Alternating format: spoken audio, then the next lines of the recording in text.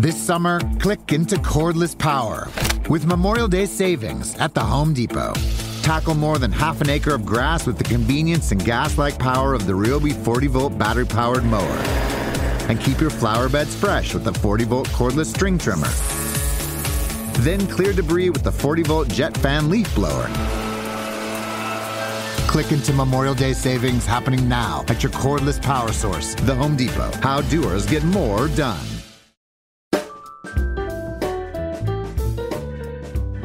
You're listening to Away with Words. I'm Grant Barrett. And I'm Martha Barnett. And, Grant, I've been reading this new book about language by Elizabeth Little. And as you know, she's not a linguist, but she is obsessed with words and pop culture. And her idea of a great weekend is to sit around reading Navajo and Tibetan grammars. Just the kind of thing that gets people like you and me hot and bothered, Yes, I'm married, though, to a linguist, so I get my satisfaction both ways. Well, speaking of satisfaction, the title is pretty irresistible. It's called Biting the Wax Tadpole, Confessions of a Language Fanatic. And Grant, I know you know where that expression comes from. There's a myth out there that says that when Coca-Cola showed up in China, supposedly they mistranslated their slogan as Bite the Wax Tadpole. And that's a very long story made short. But the truth is, Coca-Cola actually never did that. When Coca-Cola showed up in the late 1920s in China, they found that some local vendors actually had done their best to translate the company's name into Chinese and hadn't quite pulled it off. But it was only one small local vendor who called it Biting the Wax Tadpole. And actually, it had no effect on sales because any Chinese person would have immediately recognized that they were using the characters phonetically and not for their meaning, because basically it's a nonsense phrase, right? Exactly. And when it comes to advertising that gets supposedly lost in translation like that, there are lots and lots of stories like Bite the Wax Tadpole floating around. But we're going to talk about those a little bit later on in the show. First, let's take some of your calls. If you'd like to talk with us, give us a call, 1-877-929-9673, or pop us an email at words@waywardradio.org. Hello, you have a way with words. Hi, this is Greg Phillipson. Hello, Greg. Hey. Where are you calling from? I'm calling from Bloomington, Indiana. Bloomington, yay. What's up? All right. Here's the deal. Some time ago, I encountered a phrase in a Sports Illustrated article that I was reading, and I have tried a lot of people asking what it meant, and nobody could tell me. So here it is. It's from an August 27th article in Sports Illustrated about Nick Saban, who is the new football coach at Alabama. And it's a really well-written article, full of colorful language. Really enjoyed it, but this phrase just stumped me, and here it is. They have welcomed him as Caesar, as Pharaoh, and paid him enough money to burn a wet dog. And I could not for the life of me figure out. I kept looking for further references in the article about burning a wet dog and how that relates to how much money they're paying him, and I couldn't find anything. Oh, what an awful phrase. No, I like that mix of high and low language, though. No, I like that mix of biblical... It's horrendous. Come now. What do you think, please. Greg? I mean, were you repelled by it or just... No, not repelled. It just puzzled me because I like language, so I pick up my cell phone and here we are. Well, you came to the right place, Captain. Let me tell you right now. Martha, the reason I don't think it's so terrible, and you keep going on about this... Well, yeah, I think it's hideous. I love animals and I love pets, but the thing is, it's just a metaphor. They're not actually talking about burning real dogs. Well, no, but I mean, maybe if we're talking about a hot dog or something, I can understand that. But well, no, they're actually talking about real dogs, and actually, that's disgusting. There's a variant of the phrase "burn a wet mule." Oh, okay. Because I can tell you that the phrase first appears in the late 1880s in the South. A couple of the earliest uses that I know of are from Georgia. And the idea here is that the animal is so wet that you need a lot of tinder, in other words, money, paper money, to get the fire going. That's it. It's not about actually burning a dog. But yes, it is. Well, no, it's a metaphor. They're not... No, Nick Saban's not going to go out and burn a dog with his new big salary. Yeah, I don't think so either. It would be a massive dog. Okay. And hey, I don't want the Alabama people calling me and saying that I'm commenting on his salary. An Irish wolfhound, huh? Yeah. Okay, well maybe I'm being mollified then. If you're saying it's theoretical, that theoretically there's this dog there, but still the idea. I mean, Greg, what bothers me about this is that the English language is this fossil record of how badly we've treated animals over millennia. I mean, there's so many expressions. I mean, hang dog, for example, in English refers to the literal hanging of dogs. Shakespeare talked about it. So I don't know. I mean, it grosses me out, but I sort of like the metaphorical But you don't mind about the burning mules. Well, no, but... Let's not get politics into this. How would you feel if I said paid him enough money to burn a wet dictionary? Now, wouldn't that ruffle your feathers? Well, I would just hope it was a big press run. Greg, so we've established that the term does exist. We've even given you a variant. We showed you that it probably comes from the South, and we've given a rough time period that it probably came from. How do you feel about that? That's okay. That's All okay. right. I hope they'll accept that at my lunch crew at the math department Monday, because everybody's waiting. Okay, hey, thank you so much for your call, Greg. Thank you, Greg. Thank you all very much. Bye-bye. Bye. If you've got a question about animals, call Martha. If you've got a question about words and language, call me. And if you have enough money to burn a wet dog, email us. The email address is words@waywardradio.org, and the phone number is 1-877-929-WORD. Hi, you have a way with words. Hi, this is Megan from San Diego, California. I had a question about the word biffy, as used for what? porta potties. Biffy. Biffy, how do you spell it? Biffy. Mm-hmm. And where have you heard this? My parents say it, and they use it for porta potties. Yeah. And where are they from? Well, my dad's from Indiana and my mom's from California. Uh-huh. But they both spent a lot of time in Australia. Oh, you think they might have heard it there? I think it's possible. I'm not sure. My boyfriend doesn't believe me that it's used for porta potties. Oh, really? Wait, he doesn't believe. Yeah, he thinks they're just like making it up. Yeah, he thinks my dad has made it up. Oh, really? I swear it's used for porta potties. And so your question is whether or not that's true? Yes. So you want to convince him that is not just a family word, in other exactly. words. Okay. I just quickly looked this up in the Macquarie Dictionary online. That's Australia's national dictionary, and the word biffy does not come up. I didn't think it would, but just to confirm that it's not an Australian term. I know for a fact that the Dictionary of American Regional English has an entry for this, and not only do they have an entry, they have a map. The map shows where all the respondents to their big survey that they did in the 1960s, it shows little dots where each of them answered, yes, I know this word, or included this word in a response. And that's in Wisconsin, mostly, and the upper Midwest. Uh-huh. It's also sometimes shortened as BIF, B-I-F, just one F. But, yeah, I've definitely heard it as well, Biffy, B-I-F-F-Y. You have? Absolutely, yeah. It's no. Well, I had it on my list of my 300 favorite words on my website, MarthaBarnett.com, for years. But no, I didn't hear it in Louisville, but that would make sense, Megan. Where did you first hear it? Oh, when I was really young. Yeah? And do you use it yourself? The Biffy? The what? You use the term, not the thing. She's been holding it a very long time. I haven't heard of it yet because he's from the Midwest. Well, it's the upper Midwest, and the Midwest is a really big region, and it's got some language islands, and some people, how shall I say this nicely, are more observant than others. So is it used for porta potties or bathrooms in general? Generally, it's a bathroom, but you'll actually find some group that swears up and down it's only for outhouses or porta potties, and another group that says it can be used for any kind of place that you would do your business. Oh, perfect. But what I would have you do is tell your boyfriend that he now has to apologize to your father and mother. Oh, see how definitely. that goes. He's apologizing a lot for this one. Wait, has he personally given them a hard time for it? Not them so much as me. I see Friday dinners far into the horizon.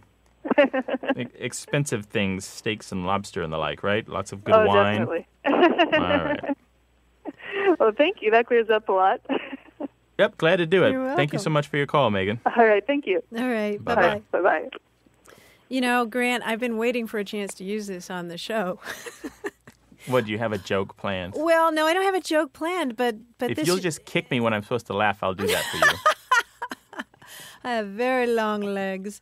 No, our friend Steve Rifkin, who's a brand name expert, recently reported that there was a contest of the 20 most appropriately named portable toilet companies in the U.S. I'm looking at his website. And they included such names as a portable toilet company called Duty Calls, Drop Zone. That's kind of nice. Wizards of Ooze. My gosh, would you go to if you were at an outdoor event and there was a portable toilet that said Wizards of Ooze? I don't think I would go there. Here's one, Willie Make It. I kind of like that. And Betty Don't. Oh boy, I better stop while we're ahead, huh? Anyway. Give us a call at 1-877-929-9673 or email us. The address is words@waywardradio.org. Hello, you have a way with words. This is Barbara Burnett from La Jolla. Well, what's up, Barbara?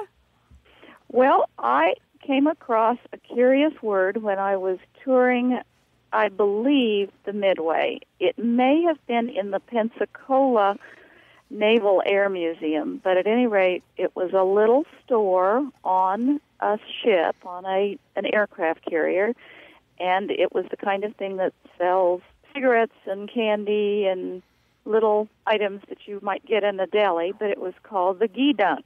The gedunk. I believe it was Gedunk. And I thought at first it might be some kind of acronym for Gum Edibles Daily News Kiosk or something like that, but I don't think that's it. But I have no idea what the origin of gedunk might really be. Well, first let's just establish that is the usual spelling. You've got it right, Gedunk. The earliest use that I can find is from a 1925 newspaper column in the Chicago Tribune. But one of the running gags was about gedunk sundaes, and it's sundae as in the ice cream dish, Sundae. Oh, that kind of sundae. Yes, and where they got it from, I believe, is from the comic strip Harold Teen. In the comic strip, Harold Teen has gedunk sundaes. They're a sweet treat. And what you find shortly thereafter is that the word gedunk starts to appear not just in the Navy, but in various places throughout American culture. I mean, the term starts to appear to refer to ice cream or dessert or snacks or any kind of food. And then it changed, and it became a term, as you saw in the military, where the place where you would buy or eat that food, so the PX. Wow. So the bottom line here is that it probably came from a cartoon, a comic strip. Probably did, and it was popularized in places very similar to this column in the Chicago Tribune. Well, interesting. Well, Barbara, thank you so much for calling, and bon appetit next time you go out for gedunk. Thank you. Whatever. I appreciate it. Thank you, Barbara. Bye-bye. Bye-bye. If you've got a question about words or language, give us a call at 1-877-929-WORD or send us an email to words@waywardradio.org. Coming up, a chemistry quiz for the scientifically challenged, and more of your calls on A Way with Words.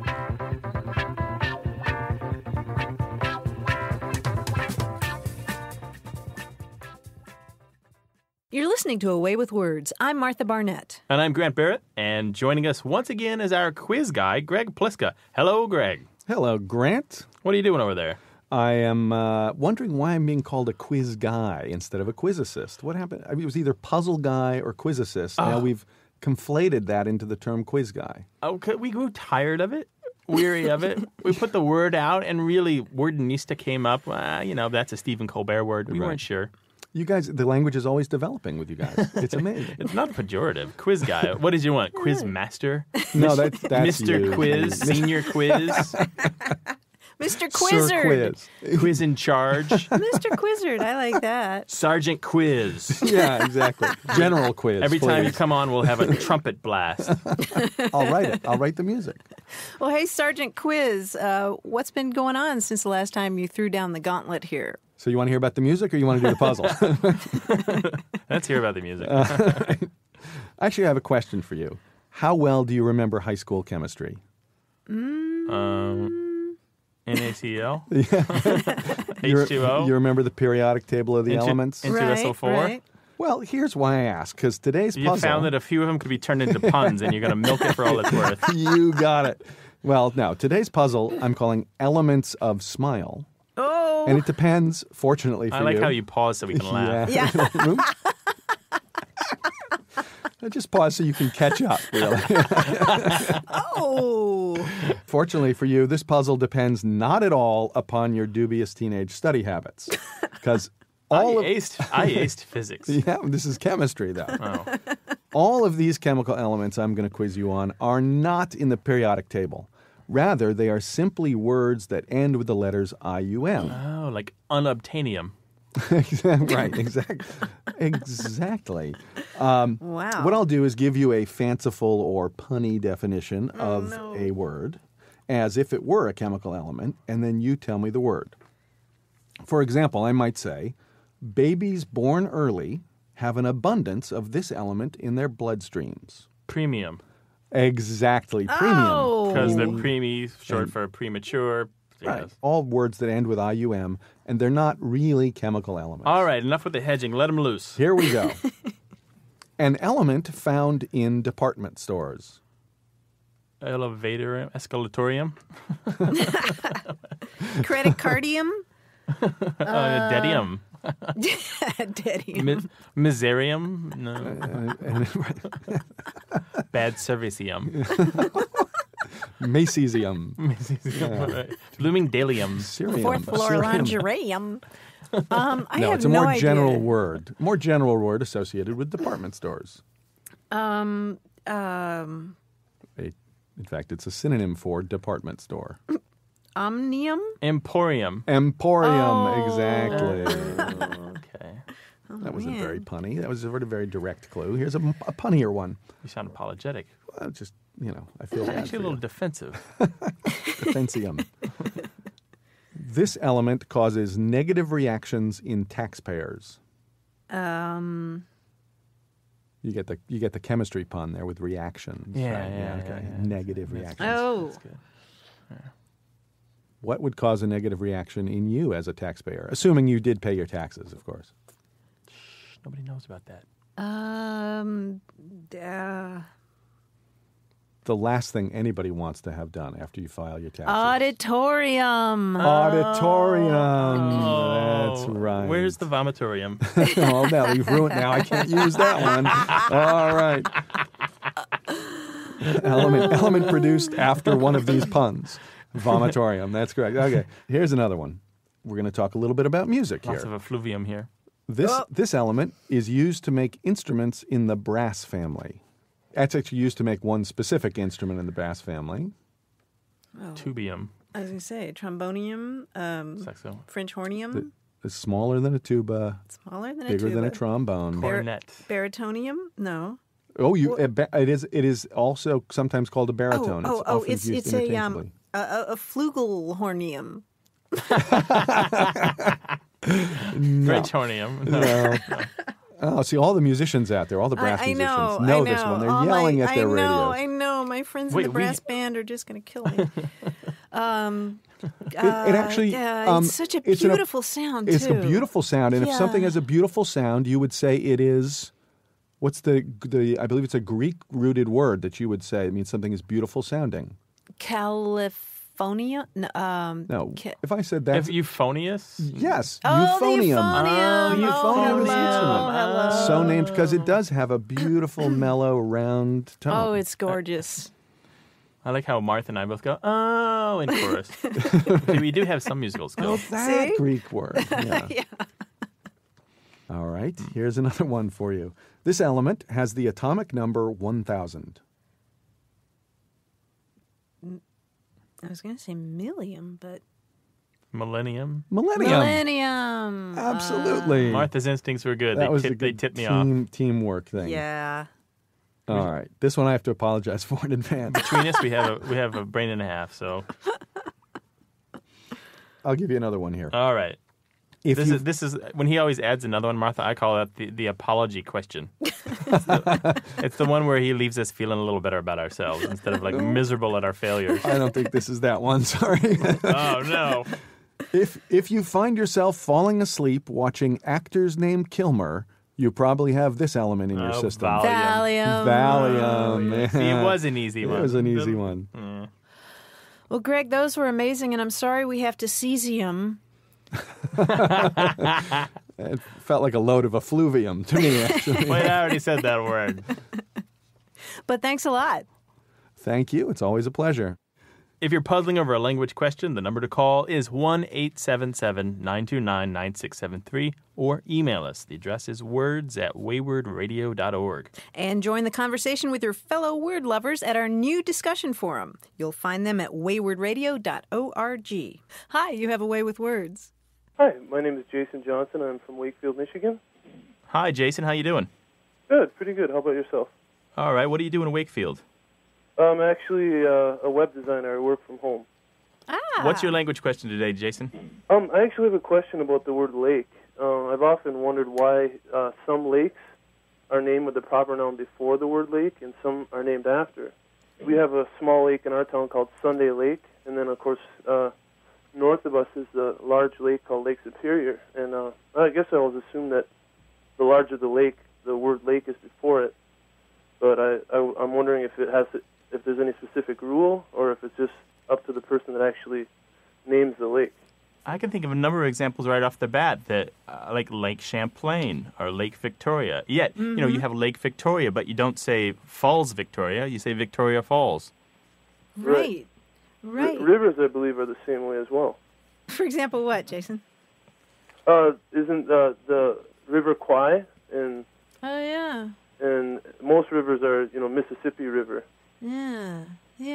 Well, it's interesting, Jason. I once ran this question past a professor at the University of Louisville, which is my hometown, named Frank Nessel, and he belongs to something called the American Names Society. These are people who study onomastics. Yes? Oh, I know these people. They have their conference every year at the same time as the American Dialect Society, and I actually sit in on their session. They're some of the best papers I've ever seen. Oh, really? Mm-hmm. Well, Dr. Nessel has written on the topic of onomastics, of course, a great deal. And I actually asked him this question once, and he said there aren't any hard and fast rules about this, but in general, as you suggested, Jason, the smaller lakes tend to have their specific name first, and then the word lake. And with bigger lakes, it's the other way around. So that was a good conjecture on your part. And by the way, speaking of great big, Jason, did you know there's a lake in Massachusetts with a name that is 46 letters long? No, I did not know that. That's got to be a record. Yeah, it is. It is. It's great. It's this Indian name, and I'm talking 46 letters long. That's almost 2 alphabets in length, right? Let's hear it. It is called Lake Chargagagag Manchagagag Chabunagungamug. What do the locals call it? Actually, the locals do sometimes call it Webster Lake. But the name Lake Chargagagag Manchagagag Chabunagungamug is supposedly an Indian name that means you fish on your side, I'll fish on my side, nobody fish in the middle. Oh, right. I have heard that one. That is the story that's been put out, but you know what? Etymologists have traced that back, and the reporter who made it up was just joking. So I think it means something like neutral fishing ground. Jason, I have a question for you, though. I mean, if we grow up with something like Lake Superior being the proper name, when you say Superior Lake, it really doesn't stick for you, right? Right, but I mean, I always thought the lake in my town, the small Sunday Lake, Lake Sunday sounds fine as well. And there's a lot of them, I believe, that could be changed either way, and they don't sound too bad. Yeah, but you wouldn't want Lake Great Salt. No, that's true. Lake Great Salt. Right.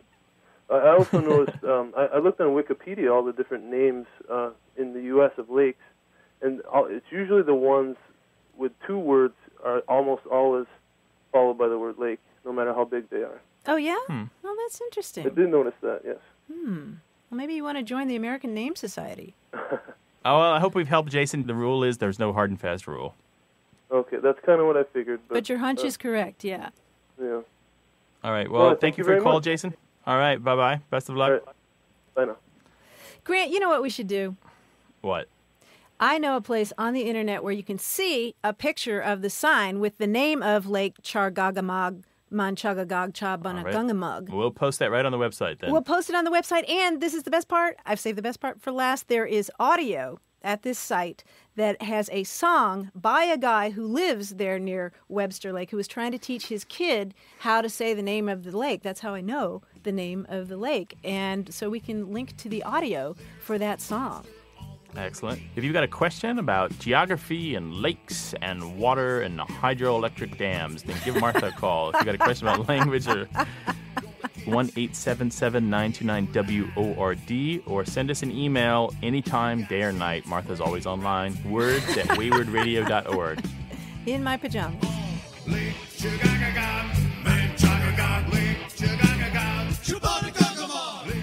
Well, Grant, earlier we debunked that so-called advertising snafu in which Coca-Cola was supposedly mistranslated as bite the wax tadpole.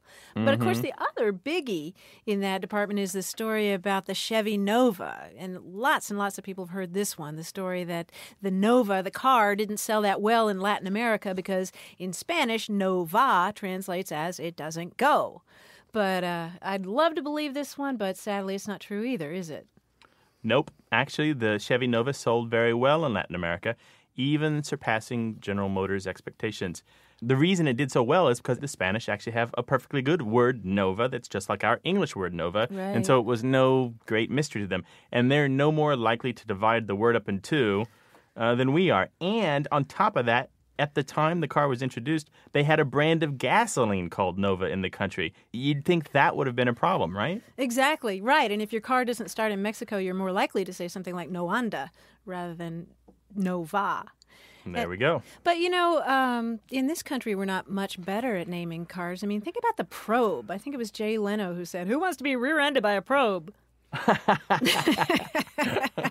Well, anyway, if you have a probing question, call us. The number's 1-877-929-9673. Or reach out and touch us by email. The address is words@waywardradio.org. Hi, you have a way with words. Hi, it's Alex calling from Muncie, Indiana. Hey, Alex, what are you calling us about today? Well, I don't know if you guys do a lot of text messaging, but it's become pretty much my primary mode of communication. And Really? One day, actually, a couple of years ago, I texted a friend, and I meant to call her a dork, D-O-R-K. It used to be if you wanted an F, you had to press 3 times. But now you can just do it once, and the phone guesses what you're trying to say. So I was trying to say dork, but it thought I meant fork, as in the eating utensil. My friend was very confused as to why I was calling her a fork. It became You didn't realize that it and accidentally I selected wasn't the wrong paying word for you, right? Right, I wasn't paying attention. I was probably driving or something, which is bad. Alex? I know. She and I developed this whole thing where we just referred to each other as forks because it was kind of cute and we had a thing, and, so it was like our pet name thing. But That's very I sweet. thought it was something that just the two of us did. Uh-huh. And then I was listening to a song by the band The Streets out of England. They're this cool little rap group.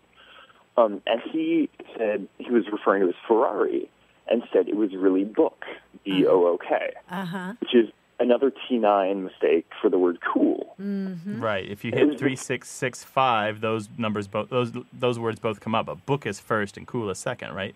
Right. So if you want cool, you have to hit 0, I think, to cycle through. But and it was this real light bulb moment when I heard it in this song, because I thought I wasn't aware that anybody else was like onto this, that there are words that are other words. So my question really then is, I didn't know if you guys knew of any other kind of pop culture references of this kind of thing happening, and if it's something that's spreading, or if it's just 2 people in Indiana and this one guy in England. No. I don't know the artist that you're talking about in the UK, but it's definitely well known there. Susie Dent has written about it in, I believe, 2 of her language reports that she's written. She does like this annual book that kind of summarizes the things that have happened in language over the year, both in the United Kingdom and in North America. And I've also seen it come up in numerous news articles when I'm hunting for words. And it's exactly what you're saying. You make a mistake, you mean to choose cool, you hit book and you send it instead, and it becomes an in-joke, and you start to use stuff like that back and forth. My problem with this is, though, you're actually, believe it or not, the first person I've heard of who does this on purpose. It's one of those things that's much talked about, but hard to find actually in the field. Is this primarily a UK thing, then? As far as I know, it's mostly used in the UK. I bet it does happen here in the United States. What I do know about texting, both in the United Kingdom and the United States, is that people seek clarity. And so it's only going to work if you understand each other on both ends. There's already enough abbreviation, enough kind of shorthand language happening there that sometimes a text message can be difficult to understand. So when you introduce something like book in place of cool, everybody's got to be in the know. It's just not going to work otherwise. And I just don't know people here that use that. Wow. And those of us who almost never text, I mean, we don't have any idea what you're talking about. Well, you know, Martha, those rotary phones just don't do that. It's been really book talking with you. Oh, it's been great talking to you two, and the fact that it's English makes it more pretentious, which means I will keep it up. So. Nice. Yeah, this kind of thing is often used just for fun. It's not in seriousness, is it? Right. No. All right. Well, best of luck with your studies. I do hope you're paying attention in class. I'm doing my best and trying not to text during class because that's definitely frowned upon. What I think. All right. Take care of yourself, Alex. All right. Thanks, All right, bye-bye. Bye-bye. Yeah, Grant, I think this is sort of baffling to most of us who don't know what you're talking about. But I mean, basically, those phones will write for you. It'll try to guess what you're typing, and that's how that happened. My difficulty with texting, and I do use it. I don't use it frequently though because it's so slow. Yeah. And also, it's hard to keep your message to 140 characters or whatever the limit is. There is a limit? I didn't know. I can type 80 words a minute or better on a computer keyboard, and I get to the phone, I'm like, I feel like I'm hampered, and I can't really get it. I'm like, wait a second, I have a phone in my hand. Why am I not calling this person and speaking instead? It just doesn't make sense sometimes. If you're in class, that's a different story. This kind of reminds me, too, of when calculators first came out. You weren't even born yet, Grant. But when calculators first came out, you could do these funny little codes. You could type 7734 and then turn it upside down, and it would be hell. And there was some little joke that we would do in elementary school where you put in all these different numbers, and then you turned your calculator upside down, and the answer was Shell Oil. Mm-hmm. Yeah, we had a bunch of those, too. And we would actually do 9009, and you turn it upside down. It looks kind of like boob, and that was funny when you were 8. Uh-oh, I just laughed. I guess it's funny when you're however old I am. You're younger than I thought. Very good. Well, pick up your phone and give us a call. The number is 1-877-929-9673, or text us. Oh, no, you can't do that. You can. You can text us to words@waywardradio.org. Oh, you can do that. Okay. Straight ahead, get ready for the slang quiz and more of your calls. Support for A Way with Words comes from WordSmart, the vocabulary building software. Improving your vocabulary, reading comprehension, and critical thinking skills will increase your chances for success. You can learn more online at wordsmart.tv. You're listening to A Way with Words. I'm Grant Barrett. And I'm Martha Barnett, and it's time for another round of Slang This. Today's contestant is Deborah Brownow from Manhattan Beach, California. Deborah, are you there? I'm here. How you doing? I'm shaking in my boots. Oh, well, don't. Let me introduce you to Grant here. He'll calm you down. Hi, Grant. I'll save you from Martha. I won't let the bad let you. So, Deborah, do you have a favorite slang expression you'd like to share with us? Well, it's funny. I heard one just yesterday that was entirely new to me, and I was convinced that I was much too old for slang and really didn't know any good ones. But now I think I'm going to adopt this. It's the expression, "Are you boning out on me?" which means, are you bagging, are you leaving? And I heard this from the mother of a teenager, and apparently it's used for almost any situation, but particularly in parties, like as in, dude, you're not boning out already, are you? Wow. I've never heard that. Have you, Grant? Of course you have. No, I haven't. It just makes me think of gutting fish. Ew. Oh. Well, Grant, you must be excited. I mean, aren't you excited? About boning out? I'm actually making a note. Hold on a second. Let me write this down. I'm hoping that I won't need to bone out of here before the game is done. Oh, I'm sure you won't. But no, you'll be fine. You'll be absolutely fine. Okay. I think actually the stuff I'm giving you today is going to be a little easier than boning out. So. Oh, good. Are you ready? Well, yeah. All right. Let me tell you how we play. Grant's going to give you a slang term, and then he's going to present you with 3 possible examples of how it might be used. And only one of them is real. The other 2 are bogus. So, Deborah, your job will be to tell us which example is the real thing. Okay. 3 choices, 1 answer, and I will be standing by if you need a lifeline, okay? Oh, good. All right, Grant. take it away. Here we go. The first term today is bluebird. That's 2 words hyphenated. BLUE-BIRD, bluebird. Okay. And the first clue is, you hand-wringing little bluebirds think you've got it tough. A little PX duty at 5 a.m. and you're writing letters home to mama. Poor little bluebirds. Okay. The second clue. On my first day as an encyclopedia salesman, I made 2 bluebirds. They were easy pickings because they called me instead of me calling them, and I trotted the sales forms right over. And the third clue. The badger's newborn bluebirds crowded around their mother, chirping to attract her attention. Each had silky blue-black fur and 4 little pink paws. Oh. So, 3 clues for bluebird. Is a bluebird A derogatory name for a complaining soldier? Is it B, an easy sail? Or is it C, the offspring of badgers? All right, well, I'm going to eliminate C. Oh, you see, you've been hitting it all there. They're so cute. I know, they're so cute, but it seems like badgers would have their own offspring names that wouldn't have to do with birds. So somehow I think it's A. It sounds like sort of a derogatory thing. It's because of the passion with which I read that clue, it is. right? It was so authentic. Are you sure you want to go with A? I can't imagine. I mean, I guess I don't know. I don't know my birds well enough to know why a bluebird would be associated with easy pickings. Although, maybe it has to do with the whole worms and things. What about the bluebird of happiness? Maybe, you know? Wow. Okay, maybe we need to, because that would make a salesman happy, wouldn't it?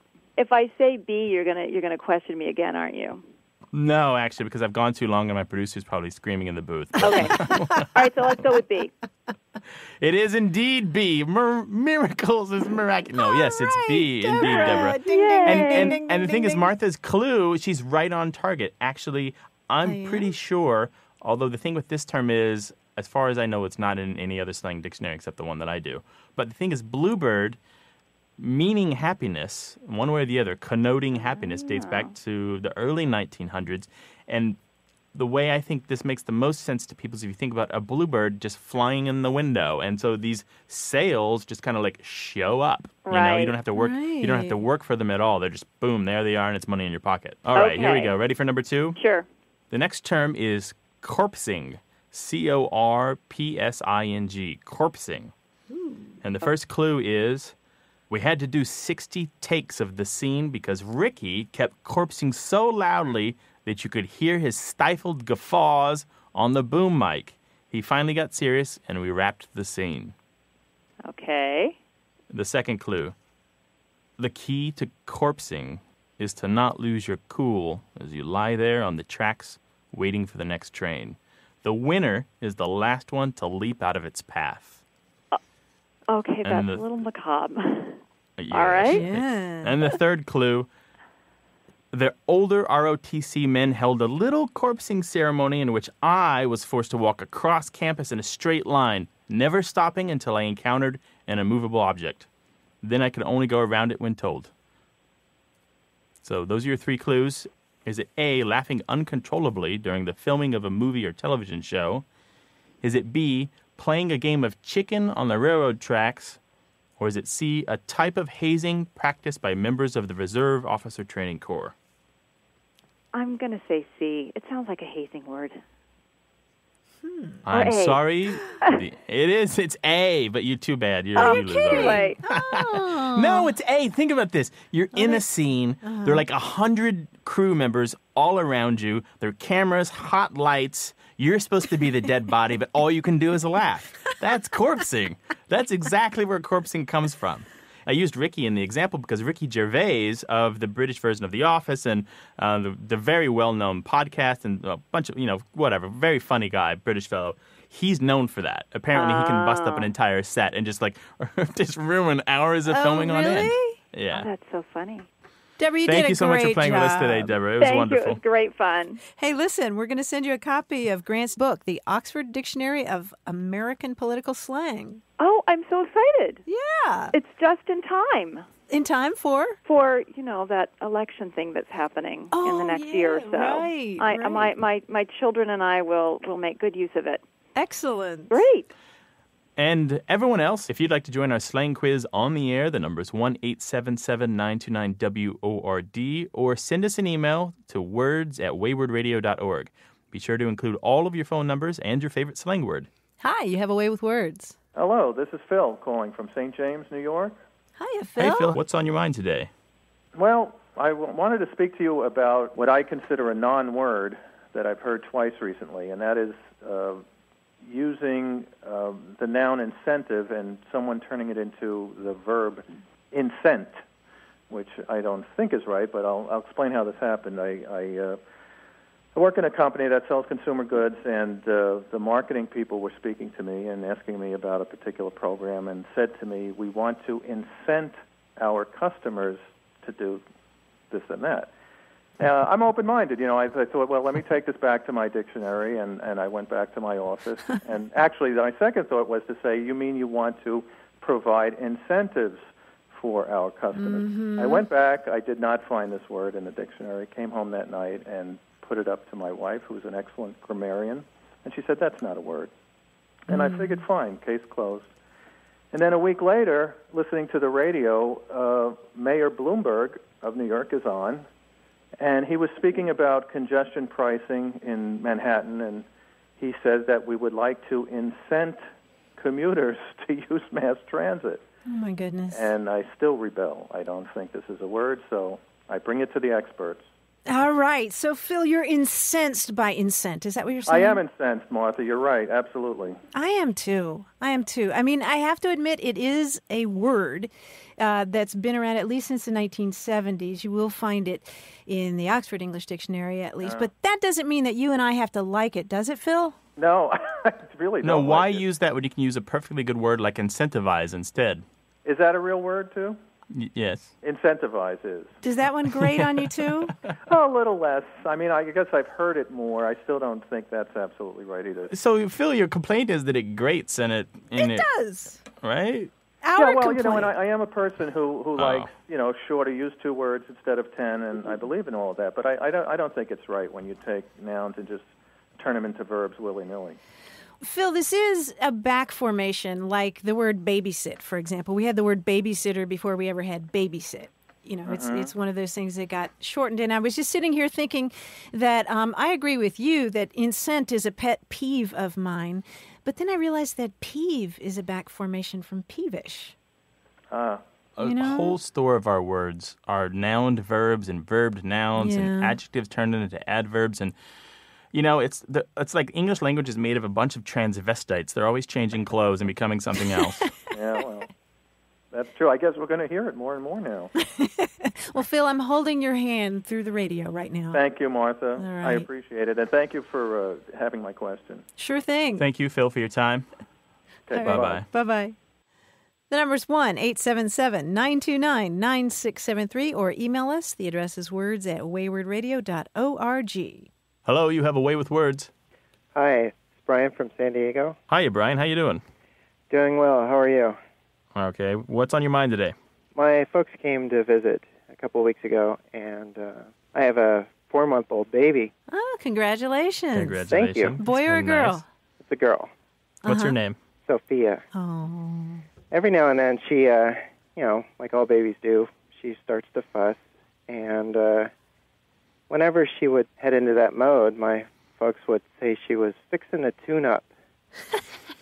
I was curious if you had any idea where that came from and what it even means. Where are your parents from? From Texas. Uh-huh. East, Houston West? area. Houston, okay. My mom did some time in Georgia where she picked up some... Hard time? No, she went to school there. Oh. That can be thought of as that, too. Yeah, fixing. My Virginia-born mother would think nothing of saying, I'm fixing to go get my hair fixed. And then she'd come home and make turkey with all the fixins. Right. Yeah. I'm not sure how fixin' to came about, but it's very, very common in Southern speech. And Brian, I'm so glad that you mentioned fixin' to tune up, because I have to tell you, I've heard that in the South for a baby being about to cry, fixin' to tune up. Right. I haven't seen it in reference works per se. Have you, Grant? I do know that there's a general use of to tune up, meaning to shout or to say loudly or to exercise one's vocal cords. But specifically related to a baby crying, I haven't seen that in a dictionary, no. No, but you've just experienced it at home recently, right? I have, because I have a 7-month-old myself. Oh, congratulations. So what I'm do you sorry to say that he's the cutest baby in the world, Brian, and that leaves you out. I don't know. We have a competition going there. Uh-oh, they're fixing to have a fight. I got the feeling that this had to do with a performance. Like she was preparing for a performance, and so she was tuning up her instrument. It ain't over till the fat baby sings. Wah! Anyway, it's a wonderful expression, and I'm so glad that you brought it to our attention. I haven't asked them yet where they think it came from, but It's I'm probably not sure one of if those they things even they know. inherited down the years. To fixin' to goes back at least a couple hundred years. I think it was in the American Dialect Dictionary, dated as far back as the 1800s. And to tune up, as far as babies, I think I've seen that in the early 1900s. So both of them have a pretty good history. A really good chance that they predate probably even your grandparents. yeah. So, Brian, does Sophia tune up a lot? Not anymore. She was there for the first 3 months. She did a lot of tuning up, and she gave several big performances. Well, let me just say, as somebody whose baby is just a little bit older than yours, and based on my very limited experience with one child, by the 5th month, the smiles come out and everything changes. Yeah, once she started smiling, it was all worth it. Aww. Best of luck, Brian. Thank you. Give your little girl a smooch for us, will you? Okay, I will. Thanks, Brian. Thank you. Bye-bye. Bye-bye.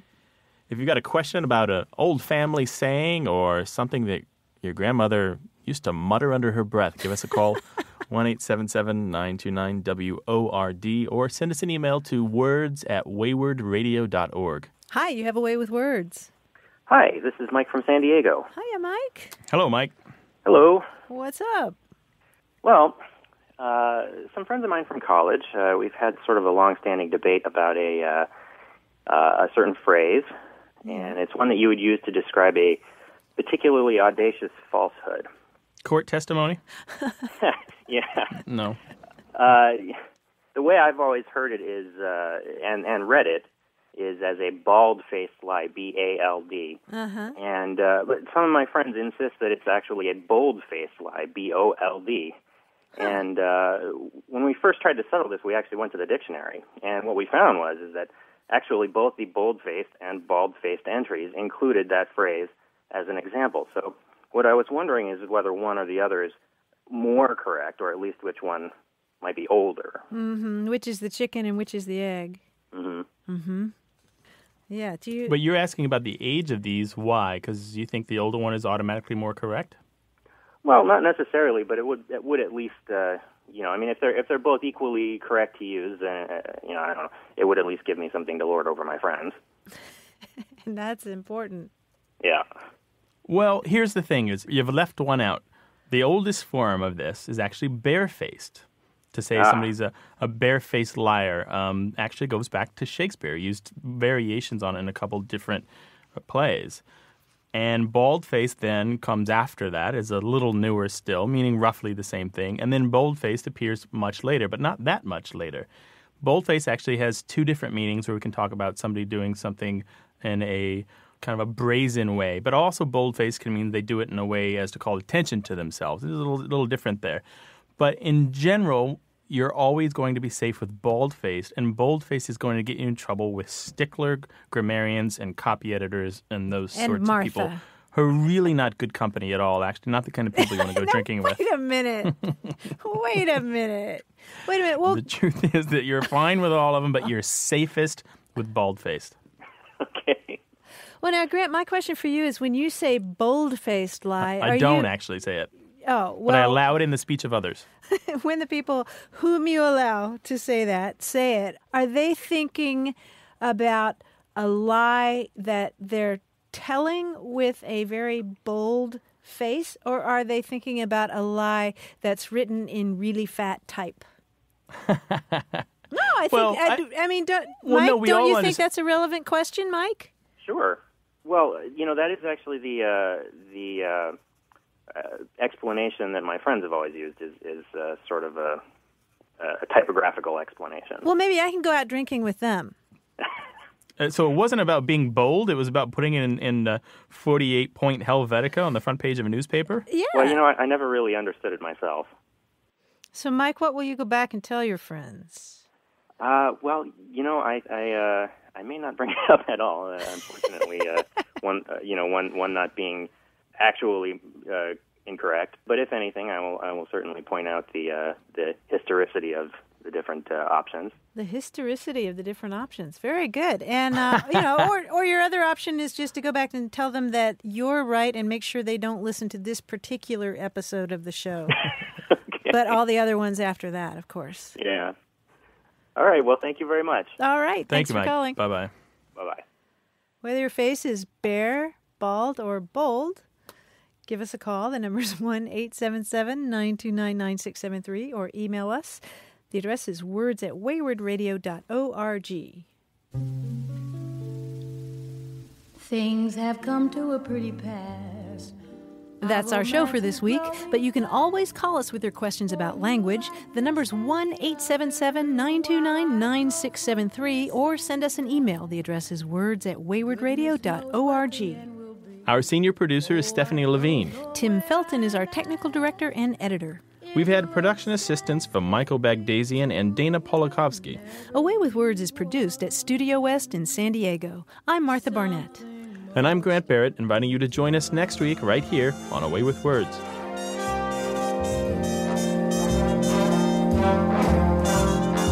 You say either, and I say either. You say neither, and I say neither.